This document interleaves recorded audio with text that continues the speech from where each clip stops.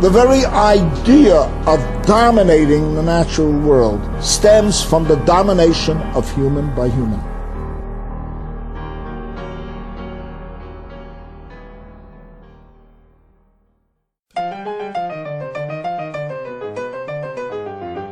Bonjour et bienvenue dans le premier épisode de Echo, une série de podcasts qui parlera d'écologie, de militantisme, des stratégies et objectifs du mouvement écolo en essayant d'apporter un regard critique mais constructif sur la manière qu'on a actuellement de lutter pour l'écologie. Moi c'est Zach et je suis avec Jérémy. Salut. Et Tanguy. Salut.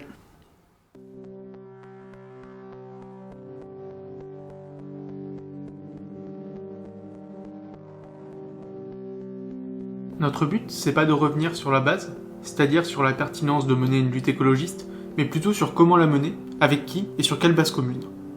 C'est important pour nous parce qu'aujourd'hui, tout le monde a son idée sur ce que ça devrait être l'écologie et ce que c'est qu'une société écologiste, que ce soit parmi les gens de gauche, de droite, ou même ceux qui ne s'intéressent pas à la politique. Et c'est vrai que c'est assez curieux que des gens qui s'opposent sur tous les autres sujets se réclament de la même chose lorsqu'on parle d'écologie. Du coup, notre but, c'est d'essayer de démêler un petit peu ce que chacun entend par l'écologie, et bien sûr de proposer notre propre vision qui sera subjective. Une idée qu'on entend de plus en plus souvent, c'est que c'est pas la stratégie qui compte, mais que ce qui compte, c'est le but final, l'objectif final. C'est de faire quelque chose. Cette idée qui, à première vue, semble être du bon sens, peut en fait être facilement remise en question. Il existe des problèmes réels, immenses, de la plus grande importance, et on ne peut pas admettre que l'on s'éparpille en 1000 solutions pour les résoudre. Il faut que nous soyons unis pour ça, et organisés.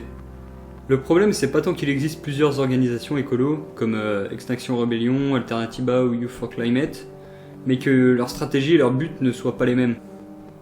On peut pas passer sous silence les divisions qui existent dans l'écologisme sous prétexte d'une lutte commune, parce que ça risque de nous exploser à la figure lors d'un moment critique, et chaque jour, nous sommes de plus en plus proches de ce moment critique. C'est pour ça qu'on veut passer en revue tout ce qui va pas, faire en quelque sorte un diagnostic des échecs du mouvement écolo.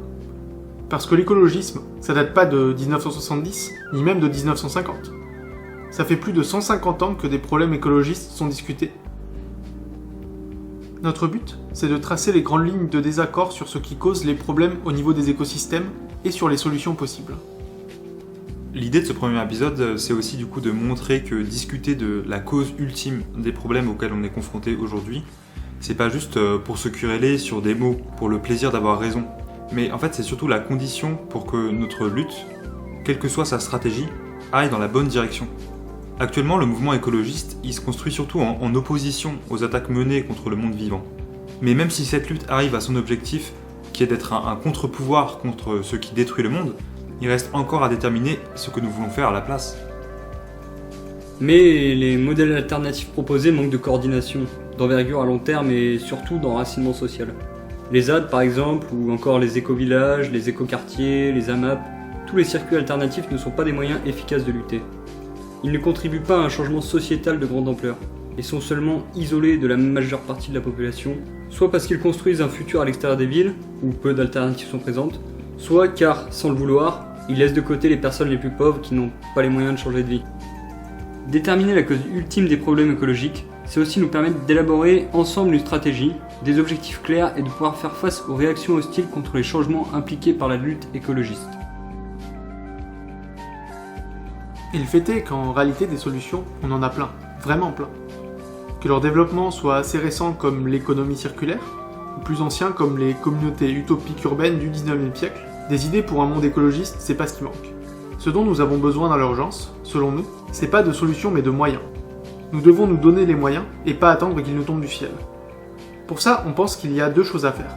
Premièrement, continuer à agir ici et maintenant, en créant des alternatives écologistes qui ne sont pas coupées du monde, qui vont vers les gens qui en ont besoin, et qui essayent de s'adapter aux besoins urgents des gens plutôt que d'imposer un agenda écologiste.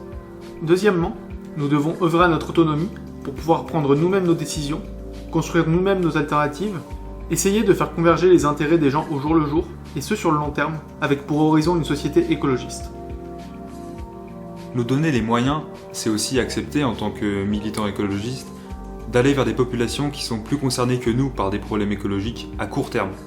Par exemple des gens qui vivent près d'usines polluantes, d'agriculture intensive, etc. Et qui pourtant n'ont pas forcément le réflexe de prendre part à la lutte écologiste.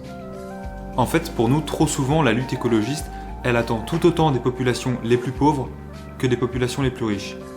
Ce qui est un problème parce que matériellement, il y en a qui sont dans l'impossibilité de participer à la lutte écologiste, ou alors pour qui c'est beaucoup plus difficile que d'autres, et d'autres qui sont surtout responsables des problèmes écologiques. Les gens qui ont le plus d'intérêt à ce que notre société devienne écologique n'ont rien à attendre des gouvernements et des multinationales, puisque ce sont eux qui les mettent dans la merde. Alors il faudrait arrêter d'essayer de les éduquer de force à faire du tri et du vélo. C'est insensé. Il faudrait leur permettre d'avoir du contrôle sur leur propre vie, leur qualité de vie, leur environnement, bref, leur donner les moyens de lutter pour l'écologie. Nous pensons que le moyen le plus sûr pour mener une lutte globale, c'est pas de mettre tout le monde d'accord, mais de donner à tout le monde les moyens d'agir. C'est simple. Si le mouvement écologiste veut que tout le monde puisse mener cette lutte et construire un monde nouveau, il faut qu'il cesse de tourner le dos aux problématiques sociales, donc qu'il accepte de se situer dans le débat politique. La volonté d'unir tout le monde dans un but commun montre de plus en plus ses limites. On remplace une industrie du pétrole par une industrie des énergies renouvelables, et tout le monde devrait limiter sa consommation, mais dans le fond ça change rien au fait qu'une partie de la population vit dans le luxe, alors qu'une autre vit dans la rue.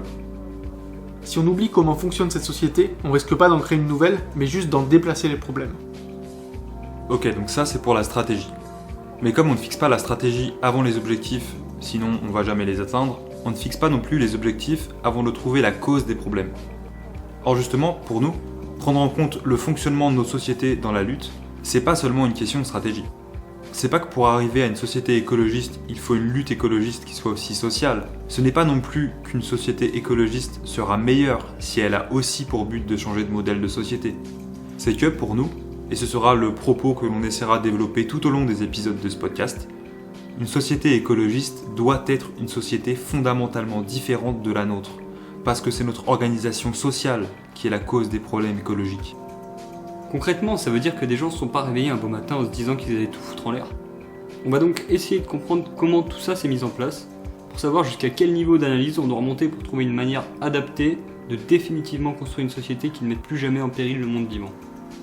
Trouver la cause, construire l'objectif, préparer les moyens. Ce sera le mot d'ordre qui rythmera ces épisodes. En plus de ce format, il y aura aussi des lectures, des discussions avec des invités ou entre nous, ou encore des interviews. En tout cas, merci d'avoir écouté cette petite introduction. Pour nous suivre, vous savez comment faire et on se retrouve très vite pour la suite. Ciao!